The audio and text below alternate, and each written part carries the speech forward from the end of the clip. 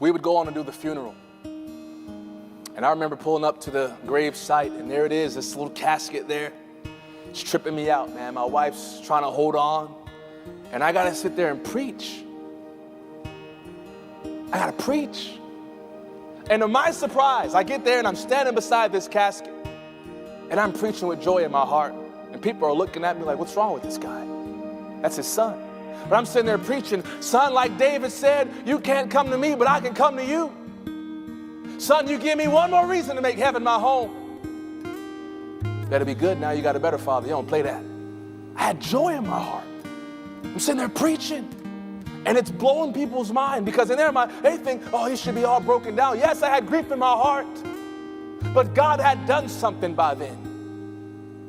But fast forward, the church opens back up, and one of the first outreaches, like a month afterwards, we're walking downtown Plainfield in our city, and we walked past this tattoo shop, and outside in the front, there was a Muslim man out there. He was smoking a blunt, drinking some beer. He's got some fresh ink drawn on him. He's going to get it tatted on shortly.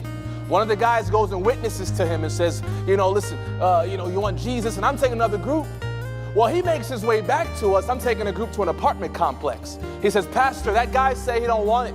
He's a Muslim. He don't believe that. And plus, he's going to his daughter's funeral later. The moment I heard those words, I went straight back. I said, hey, that man told me you lost your daughter. You're going to her funeral? He's smoking his blunt, real smug look, yeah. And I said, listen, I know you don't know me, but I know exactly how you feel. And he's kind of shrugged it off. Yeah, I appreciate it.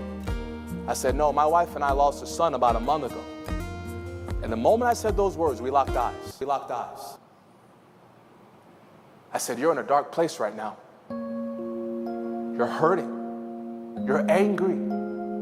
You want to break stuff. You want to yell. You want to rage. And it makes you angry because you know that nothing you do is going to bring her back. And now he's crying. Tears are falling, and he's shaking his head. Yeah. I said, I know who you are because I was there about a month ago. I was in that dark place. And the only reason I'm standing before you right now with a smile on my face and joy in my heart is because Jesus has given me a peace that I still don't understand. I said, you need Jesus. He came to die for your sins, yes, but he also said, I came to heal the brokenhearted. Your heart's broken right now, sir. And he's weeping now. I said, he came to bring liberty to those that are bruised. You've been bruised. You're captive by anger and hurt and pain. Let Jesus set you free. This man puts his blunt out, pushes the can of beer away, weeping in tears. Please, I need Jesus. I need Jesus. And I led that man in Jesus, led him in a sinner's prayer. He got saved that day. How? My mess became his message.